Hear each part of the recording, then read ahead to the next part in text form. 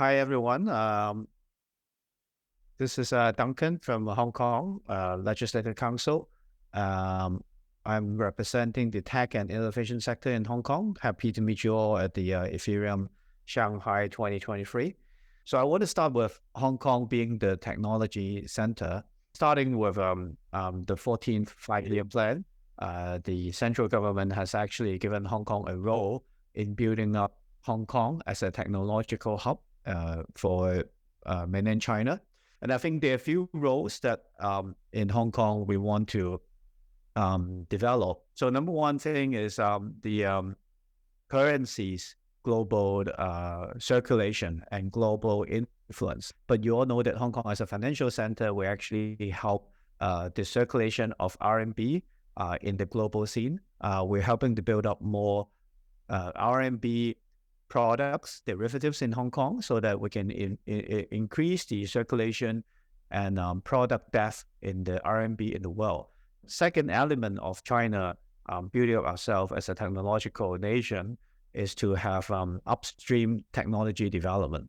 So the second thing that actually Hong Kong is supporting is with several world-leading universities and research team in Hong Kong, we are building up the commercializations of research findings in Hong Kong so that we can have more upstream technological products and research commercialized into products and companies. And the third thing we want to build up is the talent base. And to build up the talent base, Hong Kong, we actually introduced several new policy. We have the high talent policy, which is introduced earlier this year. And in a few months, we already attracted 30,000 applicants to Hong Kong, where we stated Hong Kong government will openly and embrace the technology development of Web3 and also virtual assets. We also have an IT blueprint, IT development blueprint from our Industrial and Technology Bureau, where we have introduced the foundation and blueprint for our future development in the technology developments in Hong Kong. Approved the anti-money laundering, the AMLO ordinance in December last year. And also in January this year, we started, the Hong Kong Monetary Authority started to have the announcements of the consultation. And then in February, actually the Financial Secretary, again, in the budget, mentioned we will form a virtual asset development committee. So very soon, I assume that committee will start working in the next few months. Since June 1st, which is now this month, we have the application open for a virtual asset service provider. So there has been quite a lot of applications in Hong Kong. We assume hopefully end of this year, we will have some new license holder in virtual asset service provider so that they can provide as a platform for different virtual asset to be traded in Hong Kong. And next, of course, stage 5, we will have further upgrade in the legislation. We will need more corporate governance or the industry governance. We now have 2 current operators in Hong Kong, which is already licensed to trade and issue virtual asset products. So they are the OSL and HashKey on the bottom left corner. The next stage is the AMLO, which is the anti-money laundering ordinance, which we already approved.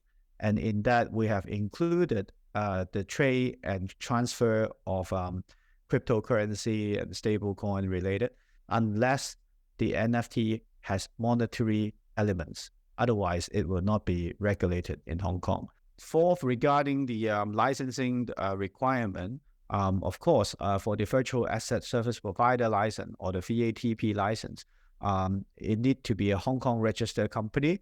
We need to hire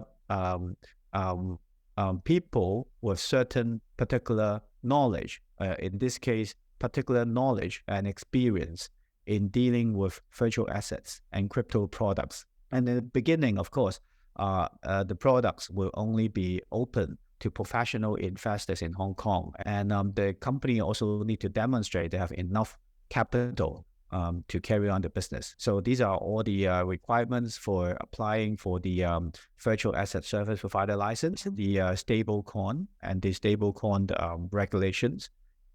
We will soon, we have just introduced the second round consultation on stablecoin, and that we will soon going to conclude and come up with the consultation results. In the paper, we actually consult people about the foundation of stablecoin, the corporate governance, the issuing, burning of stablecoin, supply, demand calculations, and also how to provide a safe stablecoin environment, the keeping of the private keys and custodians.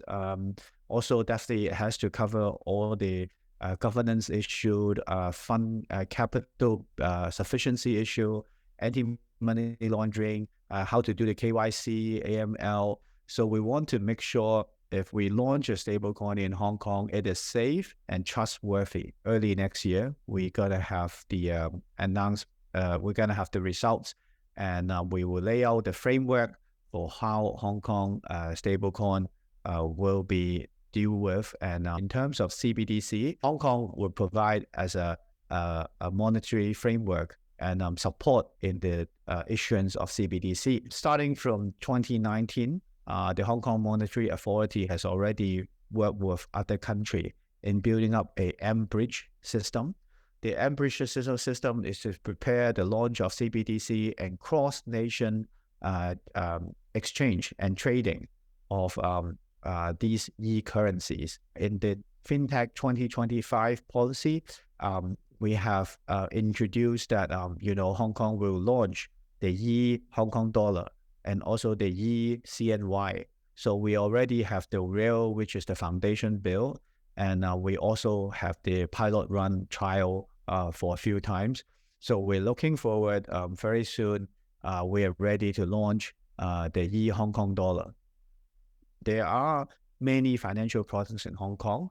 Every year we will launch hundreds of billions of dollars worth of financial products in Hong Kong. These are debts, derivatives, and all the other indexing products. So we will assume more and more bonds in Hong Kong will be issued with blockchain and tokenized. So that actually is more environmental friendly, number one. And number two, it actually increased the trading efficiency. As a member of the Legislative Council, we are working hard on coming out with new law and legislations in Hong Kong to enable the development of the virtual asset market here. Thank you.